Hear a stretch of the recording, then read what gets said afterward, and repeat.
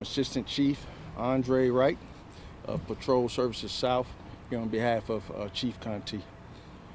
What I can tell you now is that shortly before 1:30 p.m., MPD units responded for the sounds of gunshots in the 4200 block of 4th Street Southeast. Upon arriving on the scene, units immediately located an adult male suffering from apparent gunshot wounds to his body. Unfortunately, he succumbed to his injuries and was remaining on the scene. A short while after that, we received a call from an area hospital that another vehicle drove up to the hospital with two other adult males suffering from apparent gunshot wounds to their bodies. Unfortunately, one of those adult males has also succumbed to his injuries. The other one is in critical condition. We do have a lookout for a silver sedan that was seen fleeing this area northbound, that we think is absolutely a part of what took place here.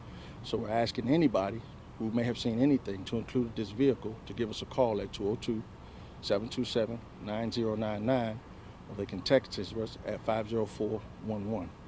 I'll take any questions that I can answer at this time. Yes, sir. You got the front camera there. What does that pick up, if anything, you know, as of right now? Preliminarily, the lookout for the vehicle that I just gave you all. So we're pretty sure that this vehicle had something to do with this incident. Obviously, we have to do more investigations. I heard some chatter with some residents. It seems like it's been a tough block here. Is this something that's pretty common over this area, on this street? This street, this particular community, from time to time, does experience gun violence, and this is one of the areas that the 7th District Commander absolutely has tremendous focus on. Chief Conti sends routinely a lot of his assets and resources to this area to address those concerns that you've mentioned. Were patrols not around the area, I guess, at the time of the shooting? Well, units obviously were within seconds of responding to the area because, as I said before, this is one of our hot spots. This is one of our focus areas that we give a lot of attention to. Unfortunately, we were not obviously in the area to be able to avert this, but we are in the area. I can assure the community we will remain in the area.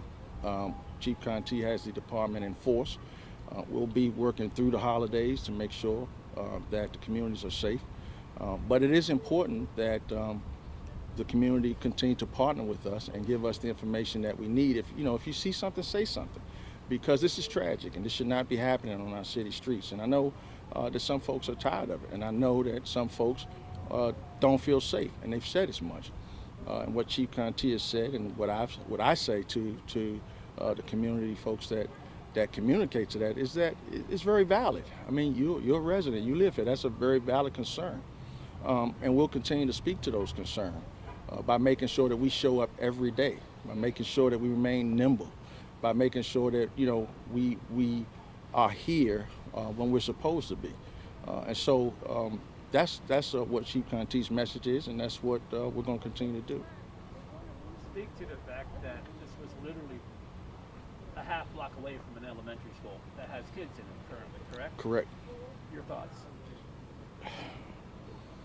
I mean, no other word than just heinous, it's heinous that you have some bad actors out here that have such disregard for life to not only commit this kind of gun violence within a school zone, but within a community where our elderly, our young folks are walking around in broad daylight.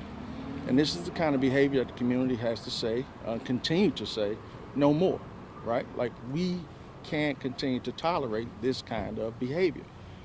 And so we're asking the community to continue to stand by us and give us any information that they may know about this event so that we can get to the bottom of this and bring swift closure. Obviously, our condolences go to the family of the individuals who have succumbed to their injuries here. We'll be following up with the families, as this investigation progresses. 2 days to Christmas. What do you have to say to the family, and kind of does this strike a different nerve? I know a lot of people plan to gather with family this weekend. It seems like this family is kind of shattered right now. I mean, what words can you say, right? You're looking forward to Christmas Eve, Christmas Day, the New Year. We made plans, families, to be together, to look back on the year, a trying year, COVID and the like. And so to get the news that your loved ones are no longer with you, won't be joining you, I can't imagine. I can't imagine. But as I said, our prayers go out to them, our thoughts go out to them, and we're going to remain vigilant. We are currently investigating this. We won't stop till we get to the bottom of this. But I just have to say again, this has got to stop. And we need the community to continue to support us and help us get to the bottom of these senseless acts, and also to keep the families in prayer. The approximate ages of the victims here? Right now, we don't know their approximate age. We do know that they do appear to be adult males. I'll take one more question. There's been, a rash of violence in the city. What is the mayor? What is the chief? Is there legislation or is there policy to act on the rash of violence that we've seen in all four quadrants in the city? Well, I'm not going to. The mayor has, as you know, spared no expense in supporting the Metropolitan Police Department, making sure that we have the resources that we need to stay in the fight and, in fact, win the fight. So she's doing all that she can do on that front, and our Chief Conti, continues to lead us through this arduous fight. We have recently partnered up with all of the federal agencies, ATF, FBI, DEA, and the like. They're going to be embedded in one of our units, and so we're excited about that, and that's the first time I can remember in 27 years having the federal partners all together and all bringing to bear the resources and the intelligence that they have to help us and to strengthen our fight on violent crime. So, we need more resources to prevent violent crime in the city? I think what we need is more of a voice. We need more a louder voice from those in the community who are not only concerned but know things that are critical to helping us address this gun violence. So I think most importantly, that's what we need.